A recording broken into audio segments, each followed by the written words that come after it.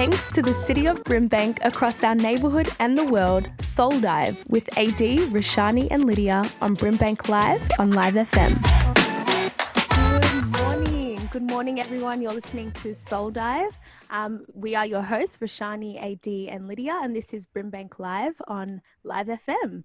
We have a special guest with us today. Her name is Tigist Kebebe, also known as the Coloured Therapist on social media. Hello Tigist, how are you? And hello AD and Roshani, how are you guys? Hi. Morning. Good morning. It's so lovely to be here, so bright and early. We know Tigist loves the morning. I did not just roll out of bed. That was not me today. Oh God. I was joking about this on Snapchat the other day. I was like, the beautiful thing about this Zoom thing is you can look decent on the top half and who knows what's happening on that bottom half. Or on the other side of the back of your head. No one knows. The back of your head looks literally. No, it's actually the best. I usually have my robe on and I shimmy it down to my waist in my meetings. And as soon as my meeting's done, back on up. Pop it back on. Yeah, that's a vibe. That's it. That's all you need. We're going to start off by asking Tigist, the Coloured Therapist, to introduce yourself. How would you introduce yourself? My name is Tigist Kebebe.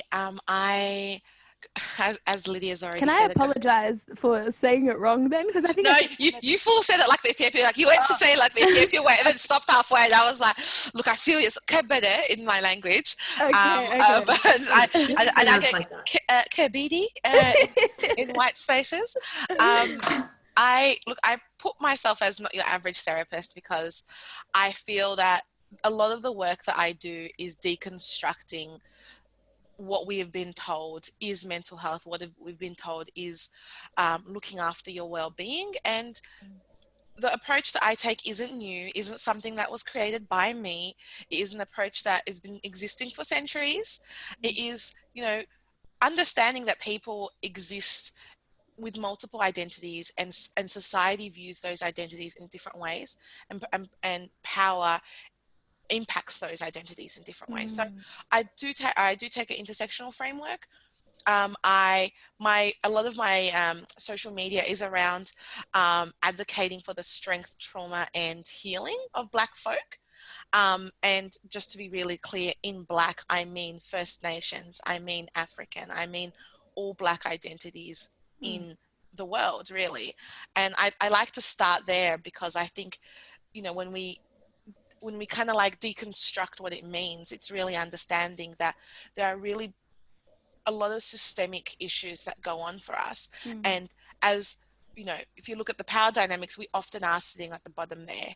Yeah. And by addressing Black folk, so it includes queer people, it is including people of diverse sexual and gender identities and practices. And if we address some of these issues on a systems level, on an institutional level, then it will be fine. It means calling out stuff like colonization. It means calling out things like white supremacy, privilege. And by calling these things out, we begin to actually center ourselves in what some of the key issues are, instead of really pathologizing and making it look like some of our problems are inherently part of us, instead of going, no, it's our response to what's going on around us. Yeah, that's amazing. Right.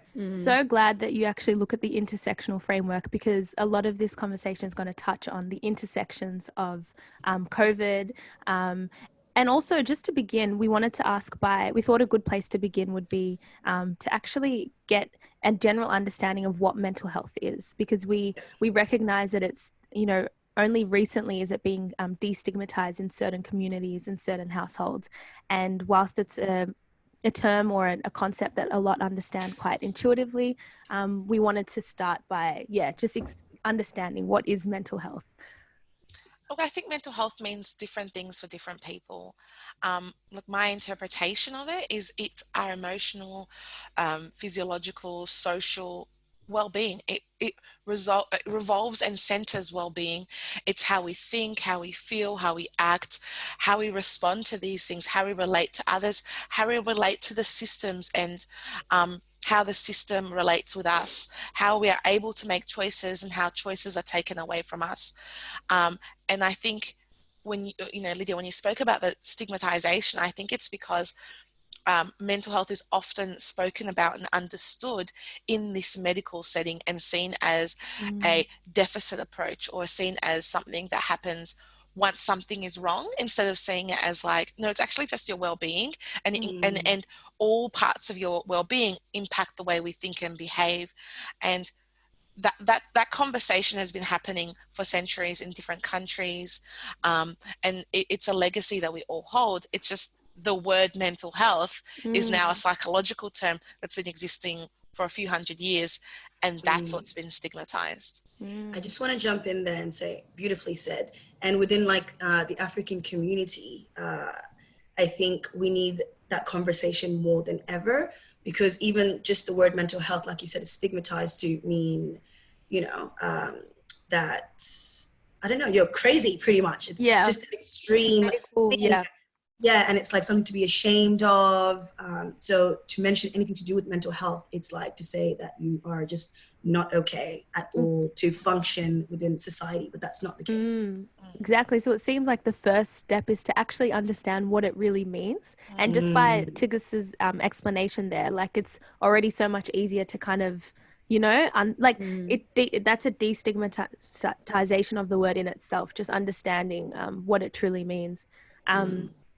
Yeah, so having understood now what mental health is, we wanted to ask, relating mental health to COVID, because we're currently focusing on coronavirus and all of the things that come with it, what insight could you offer us in terms of the role that COVID is playing generally in people's mental health? I think there's a few impacts it has, and I think just to quickly tie it back into like COVID and the stigma, I think we often understand mental health as illness and mental illness. And I think those are the two things that kind of are stuck together, that when we think of mental health, the automatic equivocation that we make is illness and being unwell. And illness in itself is stigmatized, and we're seeing it through COVID, and we're seeing it in the way we respond to COVID. And so if we understand and conceptualize our well-being as illness and are only engaging in these systems when we are unwell, or when again, a deficit-based thing. So it's like, you don't have this, you don't have that, instead of it being, whether it being strength-based or acknowledging some of the other things that exist. So then you see it in COVID, right, where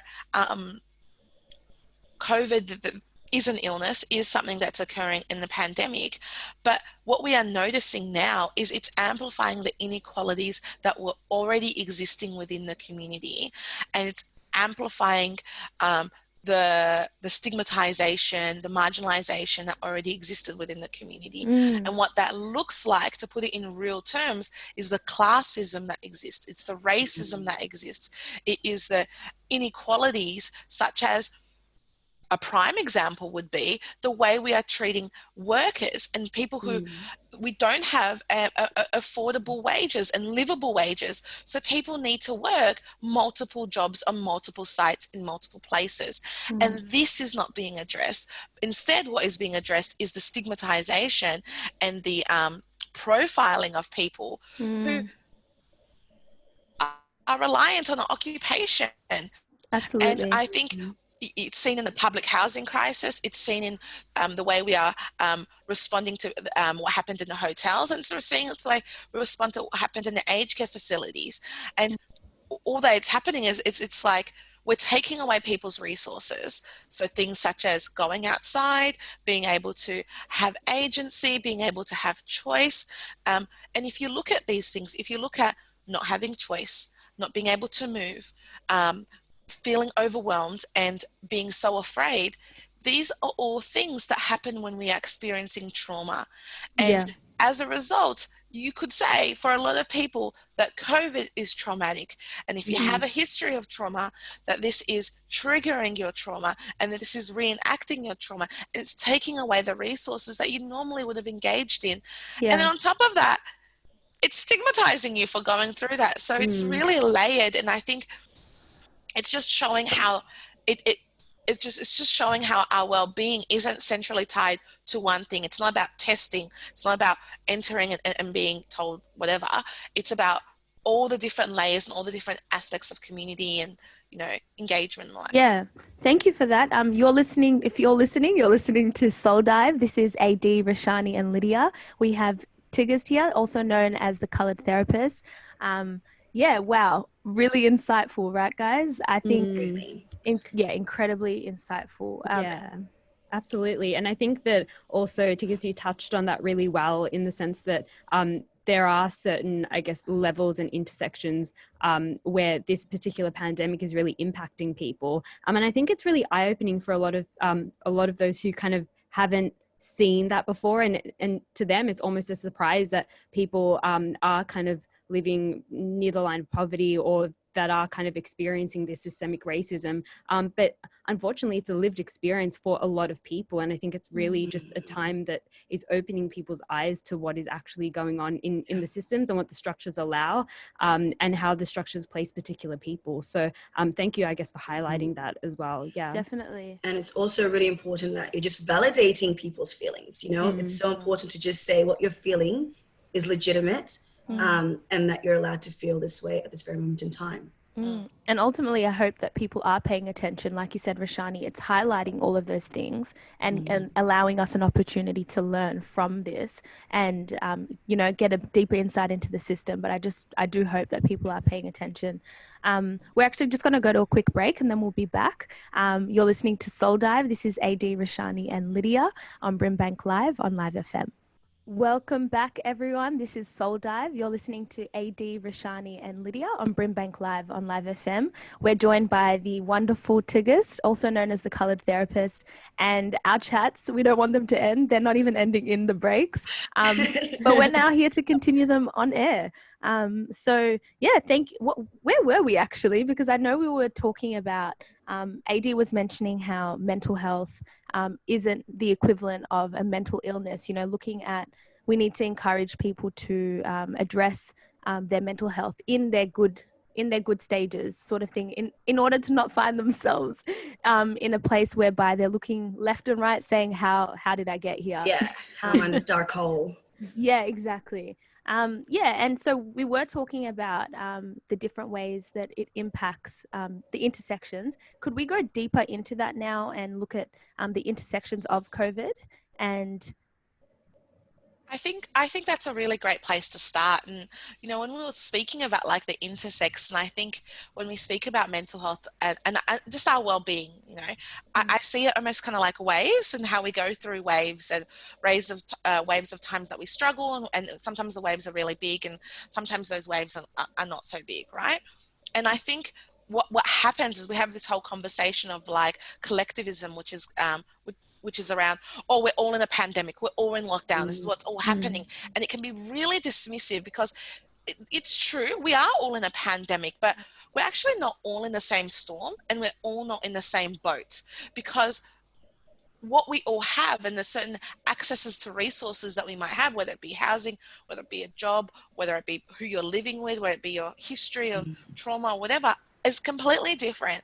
And the way we experience those things, you know, the storm, and then the way the boats that we have, so the resources that we have, are completely different. And I think by looking intersectionally for people, you're able to go, oh, well, okay, this person doesn't have this, or this person is really struggling. Like, I'll give myself an example. I'm really struggling because the thing that I have is I go to my spirituality, I go to my community, and I find strength in that. And being disconnected from that is not a relief for me. It's actually really like destabilizing and not having, going through 6 months of not having, celebrating certain, you know, cultural celebrations that I would have celebrated. You know, and it's Ethiopian New Year today. And for me, it's one of the saddest New Years I've ever had, because I've never been alone during my cultural time. So it's looking at these things and going like, well, that's different. It's not going to be the same thing for my coworker. It's not going to be the same thing for someone else. I'm so glad you said that, because I think we were talking about it during our very first episode, you know, that during the pandemic, a lot of people feel scared to reach out or to say that they've got a problem, because they feel like my issue is not as big as the next person, or we're all going through it, therefore my feelings aren't valid, or I'm acting a bit too much or too selfish by thinking about myself, or needing help or someone else's help, because you feel like everyone else is going through it, so you should just sit alone and deal with your own issues by yourself type thing. But it's not the case. Definitely. And that's when we look at the surface. It's not the case. Sorry, no, Tigist? No, please go. No, I was just saying, when we look, just to add on to what AD was saying, when we look at the surface, yes, we are all dealing with this thing called COVID, but we ought to look deeper and see, like you said, how that impacts us uniquely, and then to validate ourselves. Like the same way we say, my struggle or my mental health issues aren't comparable to yours, or my suffering isn't comparable to yours, is the same way that we need to allow ourselves, the right the compassion to understand that in whatever capacity you're being impacted by COVID, it's valid and unique.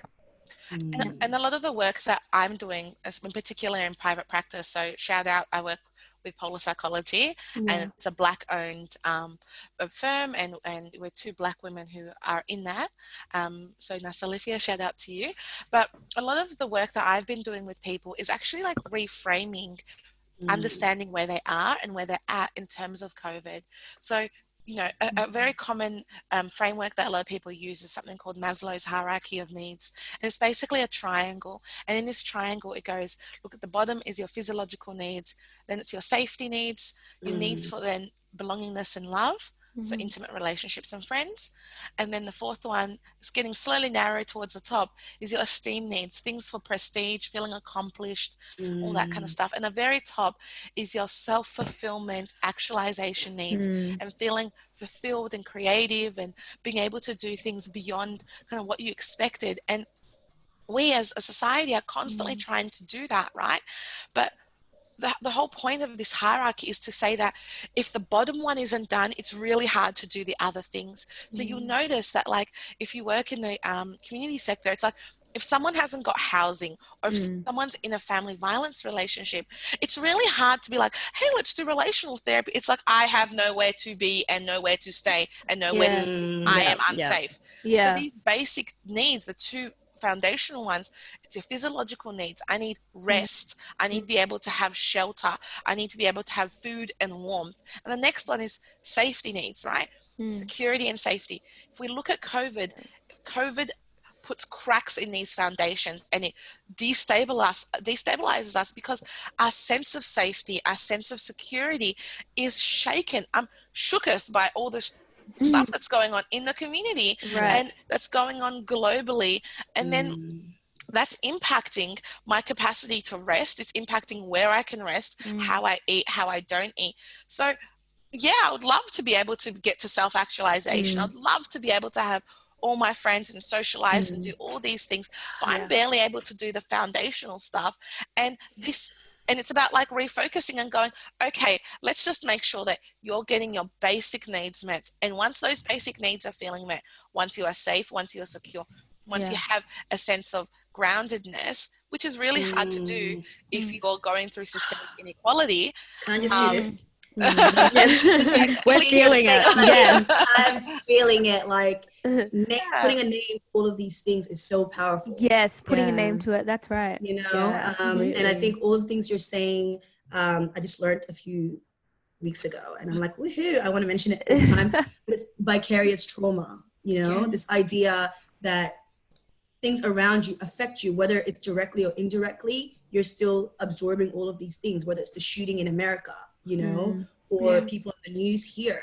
And you're like, why am I upset? Like, why is this dragging me down? But everything affects you. Doesn't matter whether you do have like a home per se, or you can pay your rent. Definitely. But these other things really drag you down. So putting a name to it, and realizing that doesn't have to be an immediate situation before you can spiral out. Yeah, exactly. For those listening, you're listening to Soul Dive. This is AD, Roshani and Lydia on BRIMBANK Live on Live FM. We're back, guys. It's not quite a break yet, but I was looking at your face. Or like, what? Yeah, what's happening? But yeah, I was going to say, because you're talking about, you mentioned that those foundational needs, and with the shelter and with that safety, obviously comes the, domestic violence and the issue around that. Were you able to touch on a little bit about domestic violence and the roles that's playing right now for people? I think let's go out before we go in, right? So what AD talked about was vicarious trauma. So this idea that things that you are secondhandedly witnessing can cause you to feel trauma, right? To be afraid, to overwhelm you, and to kind of destabilize you, right? And then we add on top of that the fact that COVID for an individual is traumatizing, right? It can be traumatizing because all your agency can be taken away, right? So these are the things that we've already established. I'm looking at it, I'm aware of it, right? We're not even acknowledging the fact, and this is another thing that's what Lydia brought up, is that people had really stuffed up situations before COVID. And whether it is you're in a relationship that is abusive, whether it is you're living with a family that you don't feel safe with, or living in an environment where you don't feel safe with, or some of the resources that you have been taken away from you. This complicates it for people, and people who are generally quite well and had quite a lot of resources are unwell right now. So I can only imagine how harder it would be. And if you are in a situation where you are unable to escape, like in Melbourne, we are currently in restrictions, but it is a fine reason to leave a domestic violence situation. You are able to do that. That is not something that you are forced to stay in. 1-800-RESPECT if you need support, but also if you need to leave, if it's unsafe for you, leave. It is absolutely fine if you can. And people who experience this level of trauma know when it's safe and know when it's not safe for them, and they will do things that is about their survival, but it's ensuring that the systems around them are not pathologizing them or are not closing the doors on them during this time. So if you need support, do call 000 if you're fleeing something. But there is an increase of this, and people are finding out that some of the people that they live with are not people that they want to be with. And also even in loving relationships where people are respectful of each other and each other's right, you guys are exhausted because you wouldn't have spent this much time together. Yeah, definitely. Yeah, for sure. And I think that you touched on that really nicely. You really hit the nail on the head there when you said that before COVID, we were all kind of at those different levels of that hierarchy. Not everybody was at the stage where they had all the resources and they were at a place of really like good well-being. And so I think that that's really important to highlight that we all kind of went into this pandemic at those different stages, and of course even the people with the best resources are struggling. So we can only imagine how other people must be feeling and coping and dealing with all of the other things and the intersections that they were just coping with and dealing with on a daily basis, to now have this pandemic come in, and then have other things being like their job and other kind of things in their life that are kind of shifting and changing and being taken away from them. So absolutely, for sure. Yeah, and it's also interesting how the nature of this crisis that is COVID can bring about a bunch of new issues, like you said, with especially in relationships. We're going to head to a break now. We'll be back. You're listening to Soul Dive. This is AD, Roshani and Lydia on BRIMBANK Live on Live FM. Welcome back to Soul Dive. This is BRIMBANK Live on Live FM. You're joined by Roshani, AD and Lydia, and we have about 5 minutes left with the wonderful Tigist, the coloured therapist. Just to finish off this beautiful interview, we're really graced by your presence, Tigist. We wanted to ask you, in light of Are You OK Day that happened yesterday, and also in light of the responsibility that you've assumed, particularly over the last sort of 5 or 6 months with everything happening, in our world, how are you? Very interesting. So I check out my Instagram, The Colored Therapist. I made a post last night because I really wanted to talk about this and I just didn't know how to say it. And I eventually just posted, I am not okay. And the reasons why I'm not okay are because it's 2020, right? 3 years ago in 2017, I was, at my mum's place with my family. I was celebrating my New Year. In 2018, I was organizing New Year. I was just celebrating with the community. I was out in Footscray in the Streets Festival. And last year, I was at like my cousin's baby shower with my friends and everyone. And this year, I'm like, Are You Okay Day. I was working from home. I hadn't seen my family in 3+ months. I hadn't been able to engage with my friends, my community, my spirituality, my culture, and things that inherently define me. And we're trying our best, but I had to acknowledge I wasn't okay. And it's been undeniably difficult for everyone. We've had a bushfire, we've had a pandemic, we've had a recession, or we're in a recession.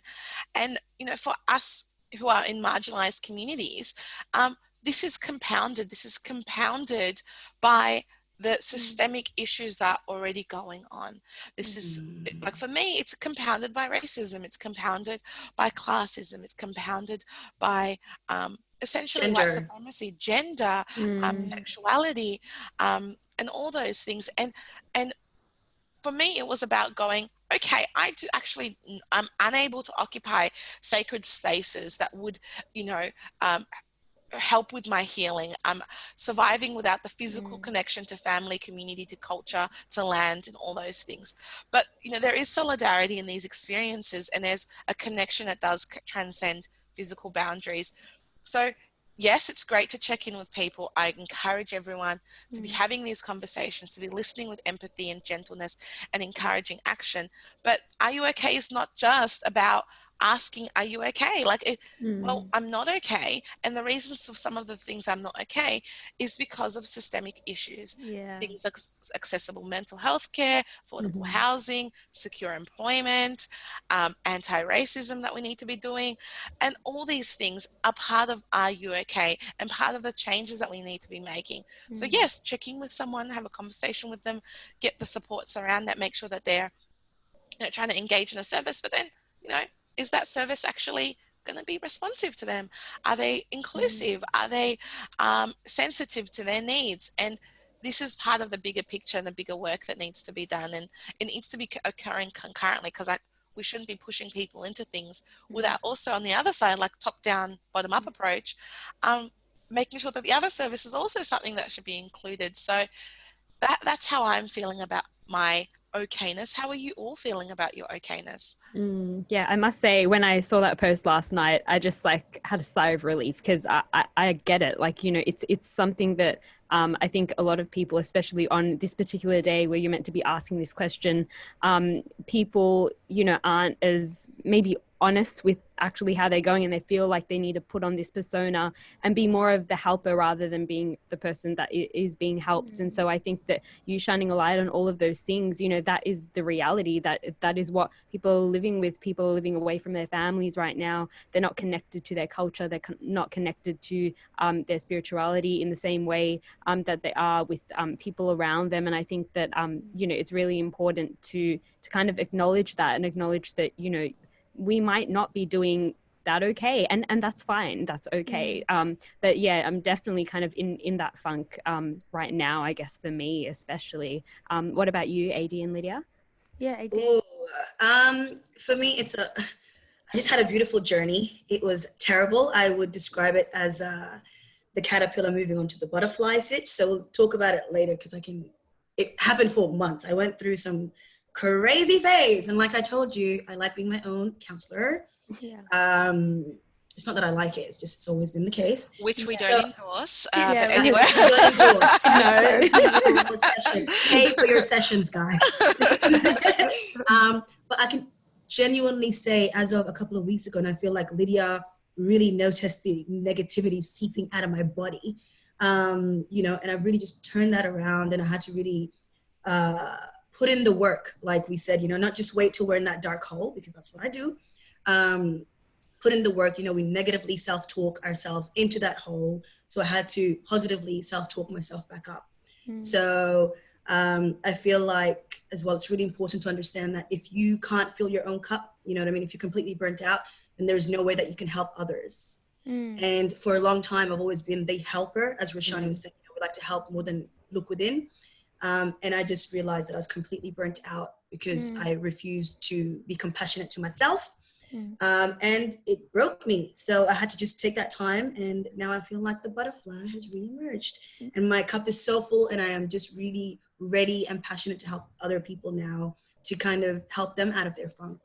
So yeah, it's been good. That's amazing. Thank you for your vulnerability, guys. And I think, AD, the same way you said I recognized that negativity, or I don't even really like that word per se, but that you were going through something, you know, is the same way I actually recognize that you're out of that, or you've come a long way from that. I won't necessarily answer now. I'll do it in the next segment just to honor Tigist's time. We're going to say goodbye to Tigist. Thank you so much, Tigist, Thank you. aka the Coloured Therapist, for coming on board. You've absolutely graced us with your presence, and like really, this is an awesome episode. I know it's going to be really insightful for those listening.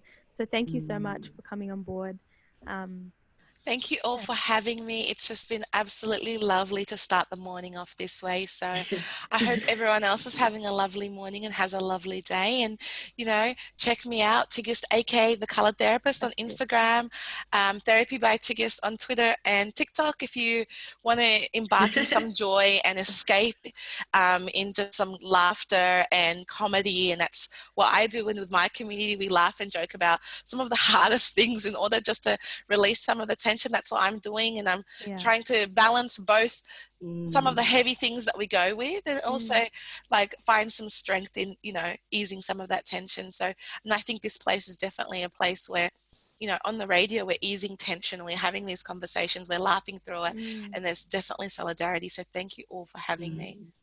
Thank you so Thank much. you so much. All right, we're going to head to a break. For those listening, you're listening to Soul Dive. This is AD, Roshani and Lydia on BRIMBANK Live on Live FM, and you just heard Tigist, also known as the Coloured Therapist. With thanks to the city of BRIMBANK, across our neighbourhood and the world, Soul Dive with AD, Roshani and Lydia on BRIMBANK Live on Live FM.